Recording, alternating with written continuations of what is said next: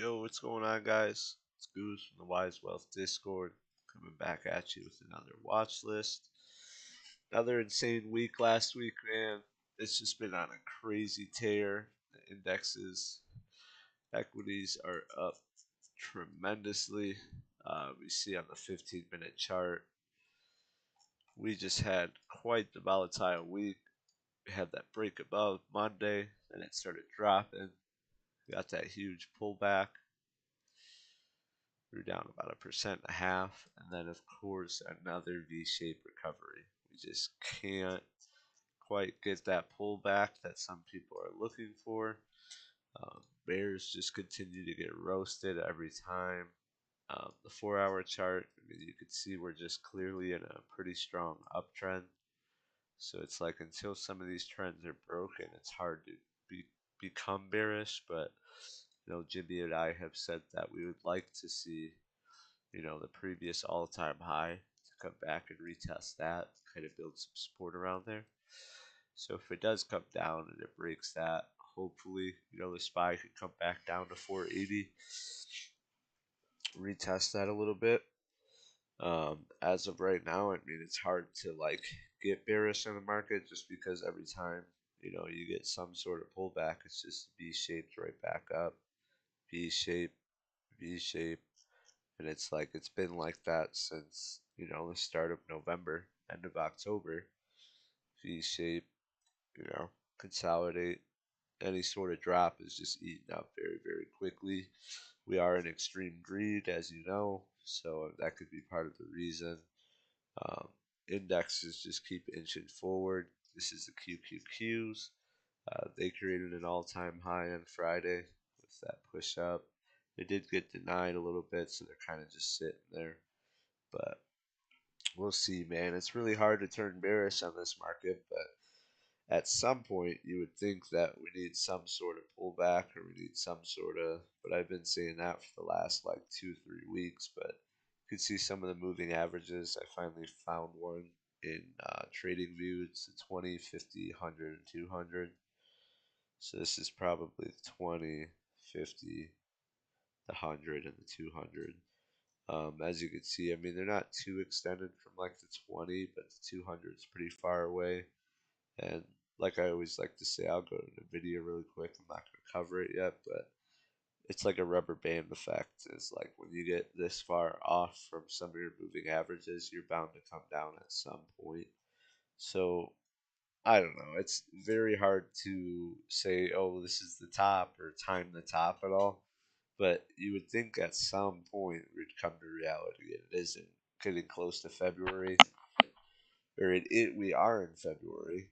So the seasonality chart shows that we should be, having some sort of a weakness or pullback. Maybe we get some consolidation, but I think the healthiest move would be to come back to the 480 and test, the all-time high, see if we can get there, and then when the March meeting comes, it gives a little wiggle room to send it right back up if they start cutting interest rates. As you can see in the indexes, I mean, we're just in a straight line. There's really not much bearish things I could say. The only thing that is slightly good for the Bears is that it looks like they've capitulated because some of those shorts puts are the cheapest that they've ever been. The lowest amount of shorts that have been around in the market in the last like 10 years are some of the data that I'm seeing. So once you get that capitulation, usually it does have a little bit of room to actually move down. But as you can see, I mean, we're on the 4-hour chart right here. It's just in an uptrend, higher highs, higher lows, higher highs, higher lows, higher highs, higher lows. Trying to create that higher high, hasn't quite gotten up there in the Qs. The SPYs definitely created a higher high um, through Thursday and Friday. Their trading was just a very V-shaped recovery. This was the FOMC meeting. Brought it down because everyone didn't like that. Jerome Powell said most likely they're not going to cut rates in March. That's kind of what a lot of people were banking on. He did have a 60-minute interview Sunday where he said that he expects 3 rate cuts, which right now I think the market has 6 priced in. But as you can see, I mean, 0.13 green on the Qs. There was a price rate. What do you call it? Oh, I can't think of the name. Um, Price target raise. I mean, that sounds so wrong for the video. They raised their price target at Goldman Sachs to like 800, I think. So they're a pretty big pre-market. That's probably part of the reason why the Qs are up. But like I said, just a straight arrow and really not much analysis. The only thing I could say is reality will set in eventually. Don't know when. This is IWM, small cap stocks. They've just been kind of wedging. Uh, until broken above or below, I don't really like trading it. It's just been getting smoked every time it gets up here. So we'll see if it comes all the way down to the 189. I think that would be a good buying area. But we're still kind of in breakout mode. What's weird is like, you see these stocks, how straight up they're going. It's just because of that Mag 7, the Mag 9 with AMD. I mean, Tesla isn't even doing anything, but these mega cap stocks, Meta, Google, uh, all these right here, AMD, Google, Amazon, Nvidia, Microsoft, Apple, they're just on tears, and that's sending the Qs and the SPY up because that's close to 20-30% of you know what these have. But then you look at small caps, and they're still in a bear market. They're still 20% down from their previous highs, and a lot of people are saying that's a very unhealthy market is when you have it condensed in those 7 to 8 stocks. Because if those 7 to 8 stocks start to get torn apart, then you could see a lot of these equities just dwindling. A lot of these, the SPY and the Qs, they'll start to fall very hard if these start to come down. But there's been bears calling for this for the last year and a half, and at this point it's just comical.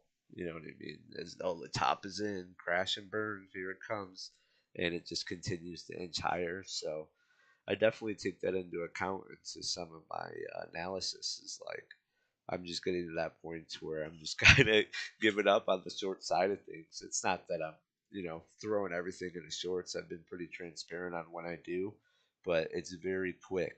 It's very quick because I've seen these V-shaped recoveries and I just don't trust them. I don't trust any of the downside, but you'd think, with some of these moving averages and how high up they are getting, that eventually it would start to come down. And maybe it's this week, maybe it's next week, maybe it's the week after that. No one really knows, but you could just kind of speculate and have your do your best due diligence with some of your price action charts. This is Apple. I'm going to start with them when it comes to the common shares and stocks. They're still. Let me pull up the RSI really quick. They're still just kind of ranging. I mean, there's nothing terrible going on until it's broken below the 180. It did for a second with earnings, and then it was quickly bought up. So the same day, Meta was up 20%, so tech was just ripping.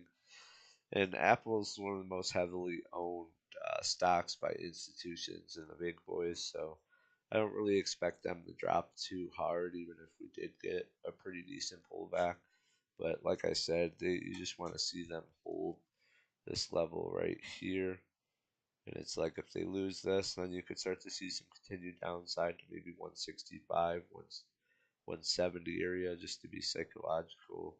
But as of right now, it's almost up 1% pre-market. That could help the Qs as well. Microsoft, you want to see them get above. Let me see if I could. Oh yeah, that's nice. Microsoft, if you could see it get above like the 411, 412 area, somewhere in between here, we see the resistance denied, denied, denied, denied. It's not quite getting over there. You get above that, mount it, and hold that. You could start to see maybe 420, 430, start to see somewhere in this area. If denied comes down, 400 area is an obvious point of support. You would like to see it hold that, and then that would be kind of the ranges that I have right now is like the 400 to 420 area. 400 to 410, I guess, right now. Anything below or above that, bearish or bullish. Nvidia, they had their I don't know why I can't think of the name. It's really bugging me. Uh, they raised their price target. There's a certain word that I'm thinking of that I cannot think of that it's bugging me. They're now a $1 trillion company. That's pretty wild. Um, but they just keep going. I mean, good luck shorting unless you see where their pre-market is. It's just going to create a new all-time high. We'll see if it comes down and tries to, fill in that gap and sell off throughout the day. But Mondays are usually pretty strong, and it just keeps going, man. And after this breakout, it's just been parabolic. Hasn't been any stopping it, and it's like the Bears keep trying to short this. If you don't see this break down at all, it's like there's really nothing too short. The only thing I would show is, when you add some of these, is look how extended it is, how far it is off of, even just the 200. So you just go from pre-market highs down to the 200. It's about 26% away from the 200, which is a pretty extended amount to be away from some of these moving averages. Even just I think it's the 20-day, 11%. That's a pretty massive amount away from some of these moving averages. And for a healthy move, you would like to see it come down and see that. And those are, you know, things that typically happen in the market, but I don't know if this is the healthiest move in the world. I can't really tell. Maybe we're just in a crazy expansion. This is Meta. Man, if you look at their monthly chart, the hopefully there wasn't any late bears down here before this V-shaped recovery. Just look at all this green, man. It's just incredible. The beautiful V-shaped recovery. They had crazy earnings, 20% in one day. For Meta, that is just huge. They're $1 trillion company. They finally introduced a dividend. You can see that they have the dividend down there, the 0.42. So it's really getting absurd out here, guys. I think it's really getting to that very greedy point. Um, I can't tell you when exactly the top would be. I wish I had the crystal ball and I could tell you, but it is just wild. I mean, pretty much the points that you gotta, watch are the top and the bottom range of the earnings base. And it's like that's one of the most profitable moves you can make. It's most likely going to range in between here for a little while. And then, once it breaks above or below, everyone was raising their price target for Meta when their earnings came out because of their future growth prospect, their dividends, and stuff like that. A lot of people like what they're doing. So, very strong stock. Tesla, one of the weaker ones out of all of them. They're finally, see, as you can see, like how all the other stocks are above their moving averages, Tesla's well below them. Tesla's 20-day has just been kind of like right when it gets below the 20-day and then the 200, it comes and gets denied, sees that as resistance. It starts to just ride the wave, and it's like until it gets above its 20, I don't really feel bullish. I did see something from one of the YouTubers that I watched that Tesla after earnings typically takes about 5 to 11 days until they actually have their move. So as you can see, they had earnings right here. Looks like the 18th of October. That would be right here. So you have, let me go to the daily. 18th of October would be right here. You have 1, 2, 3, 4, 5, 6, 7, 8, 9, 10, and then they start to move up. So typically right after earnings is the best place to start buying calls or puts, but about 5 to 11 days on average is when it starts to move up. And as you can see, some of these drawdowns are usually about 30%, and that's where they're at right now. That's 28%. Then you have, I think I have, maybe I don't, but that's 30%. This drawdown right here, or 28%. This drawdown right here is 30%, and then we have this one from that top of that range. We're sitting at 30. Yeah, I mean it hit 32%. So it's like you would think if it continues to keep doing what it's doing, and you give it its earnings time, the 5 to 11 days, it would start to eventually move up. But now we're getting to that point where in the Qs and the spies, it's starting to get very overextended. So I'm starting to see a potential pullback in the next few weeks, and it's like, is Tesla really gonna show strength through a pullback at this point? I don't know. It's very hard to say, but typically after the 30% drawdowns, they get a pretty big buying power coming through. AMD looking beautiful as well, very overextended. Excuse me, still getting over a little cold that I had. Um, AMD, you had that beautiful break and retest resistance. You wanted to see it broke above, finally did. And it's like they're doing the same thing. They came right back down with a 20, held that very well, and now they're bouncing. You just want to see a break above, previous highs at 185. Then you can see the 190. 190's broken through 200 mid next. So still strong on all fronts for most of these tech companies. Google, I think I forgot what exactly their problem was, but I believe it was cloud numbers or something like that. They're not doing the greatest, but still just wedging up, still in an uptrend. I need to delete some of these lines, make it look a little cleaner, but it could potentially not fill this gap and then come down to the 137 area. Or if it starts to fill this gap, you got 150 right above, and up there was just a little overextended on the RSI, got smoked through earnings, but it did look like they actually beat earnings. So I'm not really sure. It probably was just kind of a sell the news type thing. It wasn't anything spectacular. Amazon, they had beaten earnings as well. Surprise, 25% revenue, 2%. So that's nice. Those are good beats from Amazon. So they finally had their break above. They're not too far from all time highs, as you can see. Go from pre-market right now to all time highs. So about 10, 11%, somewhere around there. That's doable. Amazon doesn't quite move the same like a Nvidia or Meta, where they have 4 to 5% days, but as you can see, their earnings they result in a 7% push up. So things are still bullish. It's really hard to say when the big pullback or correction or any of that's going to happen.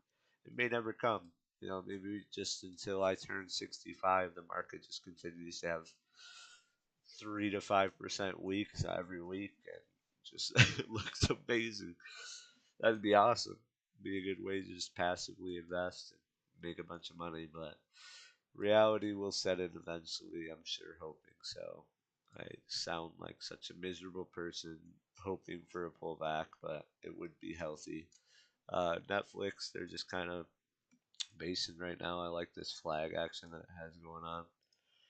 So you just gotta break out of that, see what happens. But Netflix been pretty strong since their earnings. As you can see, they have a huge gap below. So the bulls are not going to want to see it get below the 538 level, because then you could see a pretty big sell off. But Netflix actually trends pretty well. Their options are kind of expensive, but I do like kind of how they trend. But just consolidating right now, they have very tight candles, and we'll see what happens and how it breaks above. It's hard to stay bearish, but if it does break below, you can maybe see the 550 area being tested. If it breaks above, it's got to break above 579, and then it's off to the races for potentially 590 to 600. But that's about it. I just wanted to cover some of the big cap stocks. I mean, there's Baba. I personally opened some calls on them. I did kind of. I'm down. I opened them for April 19th, so I do have some time on them. I have about 3 months on them. But as you can see, I did open on this breakout. It ended up getting smoked, so I'm down about like 16%. So like my premiums aren't destroyed just simply because I bought time on them. But I'm looking for the $80. Um, that's the strike that I have. It's the $80 strike, but I think it overall does look kind of decent. Like I know, like in the big term, it looks awful, but you have to understand that these stocks bottom out, and it's like you look at some of these earnings. I mean, they just continue to beat, and they're beating and growing, and their revenue's growing. Revenue 38 billion. Then you have 32, it's shrinking there. 30, 29, 35, 30, 32, 30. So I mean, okay, maybe I could be misinformed. It's not quite growing, but I know from like the start, 16 billion, 16, 13, 17, 9, 12.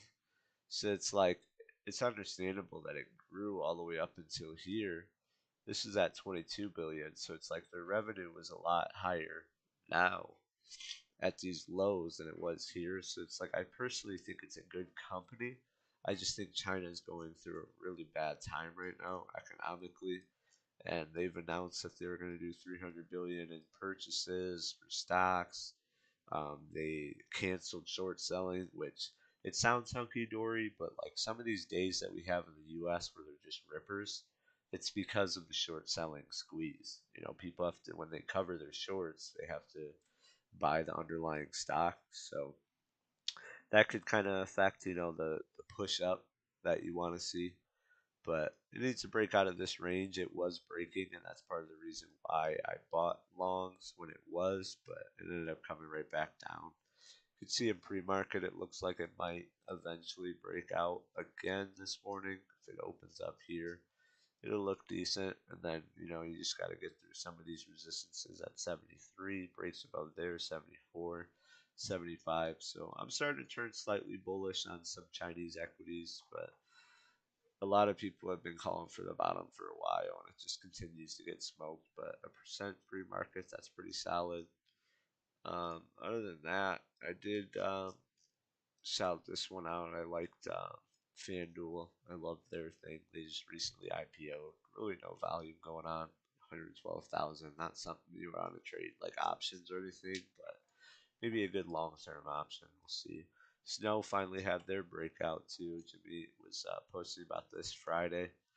We were waiting for it because we saw that it finally broke out of this range, and then it started ranging in between that range as well, and it just couldn't get above the 210 area. Jimmy said 210 was the big spot. Finally broke.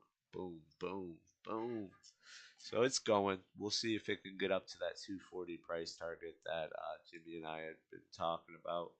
This is kind of the last hurrah that it had before it got in this huge range. So we'll see what happens. But appreciate you guys tuning in. There's not much economic data. I mean, I could go to it and check it out. Um, Economic calendar. There are a lot of Fed speakers. That's one thing I do know. That's not what I wanted. Economic. There it is. Market Watch one. Monday, we got PMI. Not subscribing. Market Watch. Relax. Yeah. U.S. Services PMI. Fed President today at 10 a.m. ISM Services. Fed President, Fed President, Fed President, Fed President. You see, Tuesday is just filled with Fed Presidents. So we'll see if they come in hawkish or dovish, and maybe some of their comments will move it up. I do know we have a couple auctions again. I think we have a big one, a 10-year around Wednesday or Thursday. They don't show it on here, but I seen that coming up. Initial jobless claims, that'll be decent. Wholesale, but Fed President, Fed President.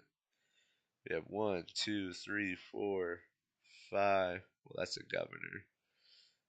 6, 7, 8, 9, 10, 11. So we're getting up there. We got 10 to 15, somewhere around there. And Fed, Federal Reserve people talking. So that'll be a big deal.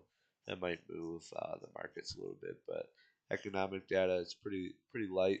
We don't really have much going on. So that's about it for you guys. We'll see what we get this week. If it's just some chop, just some sideways action, or if we actually get some sell down, it'll be interesting to see. But you guys have a wonderful day. I will keep you posted. Jimmy and I will keep you posted in the Discord about any breaks or news.